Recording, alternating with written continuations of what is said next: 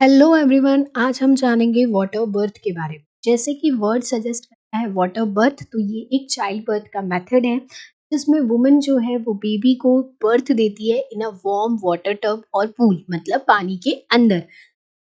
इसको यूज़ करना, ये बर्थिंग मैकेनिज्म यूज़ करने का पर्पस ये होता है कि इसमें जो वाटर रहता है वो वार्म रहता है और वो मदर की मसल्स को रिलैक्स करता है, पेन रिड्यूस करता है और मदर को इससे बहुत ही काम और रिलैक्स फील होता है, जिसके कारण वो ईज़िली नॉर्मल डिलीवरी या वेजाइनल डिलीवरी करवा पाती है। बेसिकली इसके पीछे प्रोसीजरल स्टेप्स होते हैं। सबसे पहले हमें एक बाथ टब, एक बर्थिंग पूल प्रिपेयर करना होता है। क्लीन और स्टेराइल वाटर यूज़ करना होता है। उस वाटर का जो टेम्परेचर है वो 36 से लेके 37 डिग्री सेल्सियस तक होना चाहिए। फिर जब ये प्रिपेयर हो जाता है बर्थिंग पूल या बाथिंग टब, तो हमें क्या करना है, मदर को उसमें एंटर कराना है। बट हाँ, याद रखें कि मदर को जब एक्टिव लेबर, मतलब जब कॉन्ट्रैक्शंस कंटिन्यूअसली होंगे, सर्विक्स जब डायलेट हो जाएगा, तभी आपको मदर को क्या करना है, उस पूल में एंटर कराना है। ठीक है। फिर मदर धीरे धीरे प्रेशर और कॉन्ट्रैक्शंस के साथ मदर जेंटली बेबी को क्या करेगी, डिलीवर करेगी। एज सून एज जैसे ही बच्चा डिलीवर होगा, बेबी को जो बेबी डिलीवर हुआ है उसको इमीडिएटली सरफेस पर लाना है। ये इसीलिए किया जाता है ताकि बच्चे की जो ब्रीथिंग है वो स्टार्ट कर सके। और after delivery mother according to the medical advice placenta चाहे तो पूल में, चाहे पूल के बाहर क्या कर सकती है, डिलीवर कर सकती है। इसके बाद जब प्लेसेंटा डिलीवर्ड हो जाए तो हमें न्यूबॉर्न और मदर दोनों को मॉनिटर करना है, उनका टेम्परेचर, कहीं ब्लीडिंग तो नहीं हो रही, ब्रीथिंग वगैरह सब चेक करना है। तो ये कुछ प्रोसीजरल स्टेप्स हैं जो हमें वाटर बर्थिंग में, या जब अगर वाटर बर्थ करवा रहे हैं, बाथिंग टब में बर्थ करवा रहे हैं, तो ये कुछ स्टेप्स हमें फॉलो करने हैं।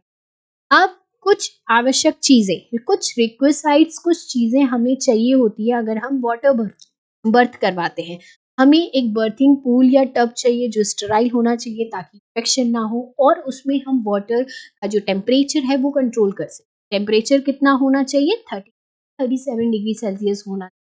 और साथ ही साथ ये भी याद रखें कि वहाँ पे एक ट्रेन्ड हेल्थ केयर प्रोवाइडर होना चाहिए। वो कोई मिडवाइफ हो सकती है, कोई ऑब्स्टेट्रिशियन हो सकता है, लेकिन अकेले इसे नहीं करना है। डेफिनिटली हेल्थ केयर प्रोवाइडर के प्रेजेंस में ही आपको ये जो बर्थिंग प्रोसेस है वाटर बर्थ का वो कंप्लीट करना है। और स्टेराइल टॉवल्स और शीट का यूज़ करना है मदर को वाइप करने के लिए। बेबी को रिसीव करने के लिए जो टॉवल्स यूज़ कर रहे हैं वो स्टेराइल होना चाहिए। पूल के आसपास फीटल मॉनिटरिंग इक्विपमेंट्स होने चाहिए, जैसे फीटल स्कोप होना चाहिए ड्रॉपलर वाला, और उसके बाद भी जितने भी इक्विपमेंट्स चाहिए, इमरजेंसी इक्विपमेंट्स चाहिए इन केस अगर फीटल डिस्ट्रेस में चला गया, ठीक है, या मदर शॉक के कंडीशन में चली गई, तो उन सब चीज़ों के लिए हमारे पास पूल के आसपास सारे इमरजेंसी इक्विपमेंट्स हमें क्या करने हैं, रेडी प्रिपेयर्ड रखने हैं।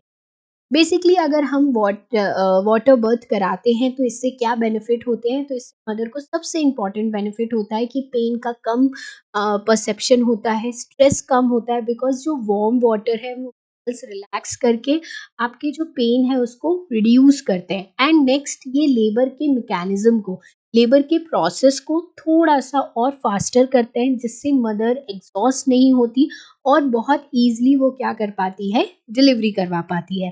बेबी के लिए भी ये जो बर्थिंग मैकेनिज्म है या जो ये बर्थिंग प्रोसेस है वो बहुत जेंटल होता है, क्योंकि जो बेबी होता है वो एक वार्म वाटर में क्या होता है, डिलीवर आउट होता है, तो उसके बॉडी का जो टेम्परेचर रहता है वो काफ़ी मेंटेन रहता है।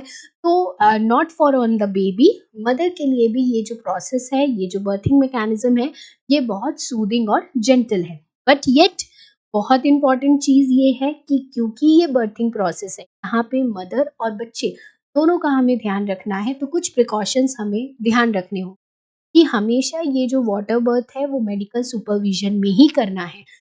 मतलब ये चेतावनी के साथ कि do not do at home, ठीक है? ये आपको किसी बर्थिंग सेंटर या किसी हॉस्पिटल ही करना है, और किसी ऑब्स्टेट्रिशियन या किसी ट्रेन्ड मिडवाइफ के प्रेजेंस में ही करना है।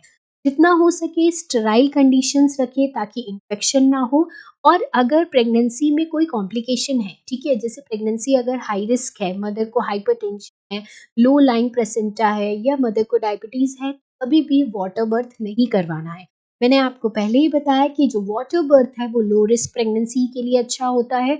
या अगर मदर को कोई रिस्क है प्रेगनेंसी के लिए, प्रेगनेंसी में avoid this type of berthing, ठीक है। तो जुड़े रहिए भूषण साइंस से for more interesting topics. I hope water birth आपको क्लियर होगा।